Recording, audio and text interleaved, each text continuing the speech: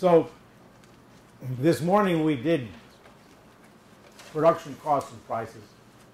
This afternoon we'll look at demand. And I know there might be some questions which I still haven't answered. So before we launch into the demand, you may still have some questions about what we've covered so far, and I'd be happy to answer them. Sir? Just in terms of what I see in business today, it seems that the salaries that are being given to people in business, particularly in sales positions, are being made at the minimum with back-end loaded performance bonuses.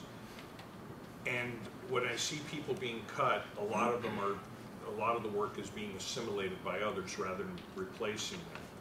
So I see directly in business where more and more people are getting more and more work, which means their productivity, according to what you would say, would be going down. No. Their productivity is going up. Really, but in other words, we're squeezing more work out of them. Right, you're squeezing more work. Their costs stay the same because their salary stays the same. Yeah. So, is it possible that these profit margins with productivity with employees worn out or at maximum capacity that That's an excellent point. For instance, let's return to our earlier charts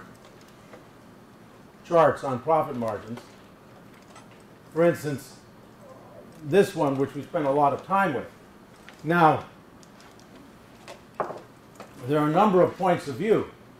One point of view, of course, is that the new economy helped boost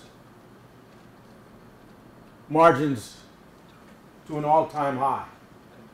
There's another point of view, which is that management is driving its employees much harder and just attempting to squeeze profits out where none were available before, and so productivity is higher. And so let's just say there's a little of both going on. And certainly there's been a drive since that last recession to boost profitability. But after all, one can only squeeze so much out of a static situation. And after a while, the underlying circumstances have to change. And the underlying circumstances, of course, means upgrading the technology in order, as we said, making the engine bigger in order to obtain more productivity. So if that indicator for the ratio of implicit price deflator due to labor costs, if that's going to get much higher, it's hard to imagine it happening without some kind of fundamental improvement, like a technology change. Any other questions? Keith. My questions involve gross domestic product. Yes. How the information is derived. What happens, say in the old days, a company like IBM would record so many billions of dollars of sales. Yes. Because they made everything from basically raw steel and silicone to a finished good service. Now that's cut up over 6 companies, all who report maybe $500 million or $1 billion. And it makes it look like our economy is doing so much more, but in fact it's just what used to be one company, now it's like 4 or 5, including the hard drives and the cost of their computers, and et cetera, et cetera. It doesn't matter. Okay. That really doesn't matter. In the end, the only thing the GDP, gross domestic product figures measure, is value added.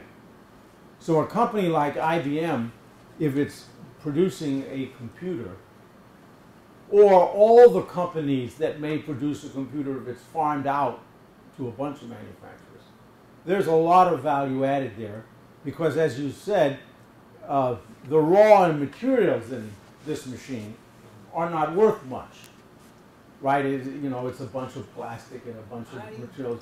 And so let's say if you broke it down, you know, if you took your computer home, went up on the roof, and threw it down into the driveway a few times, what's left wouldn't be worth much laying there in the driveway, just the raw material. So obviously what's worth a lot is the skill and talent of putting it all together.